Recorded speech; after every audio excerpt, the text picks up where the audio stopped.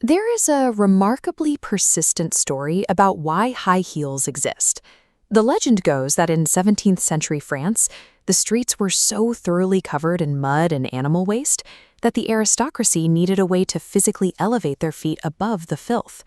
It's a perfectly satisfying explanation. We like origin stories that make logical sense. Assuming an unusual object was invented as a practical solution to a messy environment feels intuitively correct to a modern brain. But it is completely false. This origin story is a modern fabrication.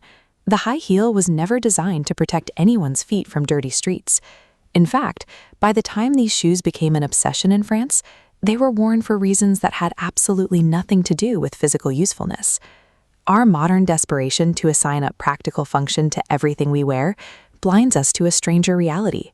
Some things are intentionally designed to hinder us.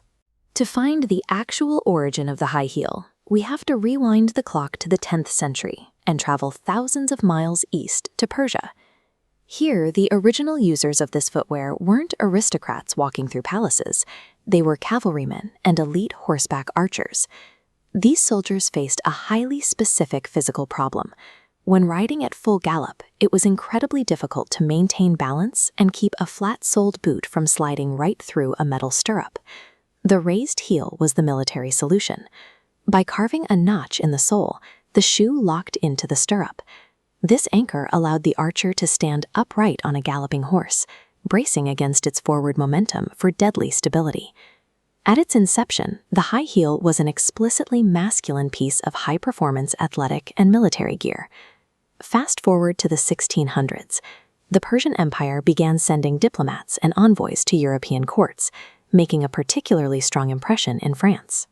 European aristocrats were completely captivated by the rugged, exotic military attire of these foreign visitors. The French elite rapidly adopted the Persian shoe. They wanted to project that exact same masculine, martial authority.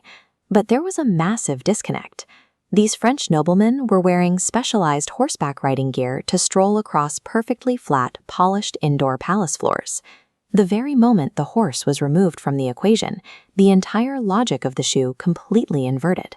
What started as a tool designed for supreme stability instantly became a tool of intentional physical instability. So why would Europe's most powerful people willingly and permanently adopt footwear that hurts to wear and makes basic walking inherently difficult?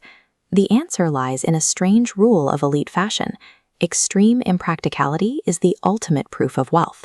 Wearing a high heel sends a very specific nonverbal message.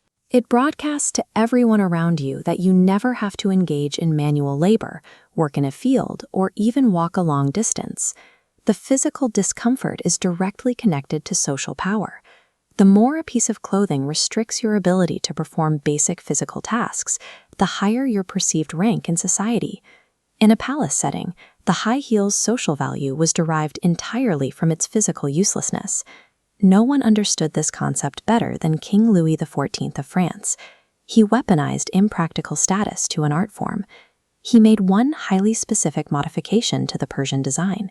He had the heels of his shoes dyed a brilliant, unmistakable crimson. He then implemented strict legal parameters. By royal decree, the right to wear those red heels was restricted exclusively to his inner circle of nobility. Look back at the mud myth we started with.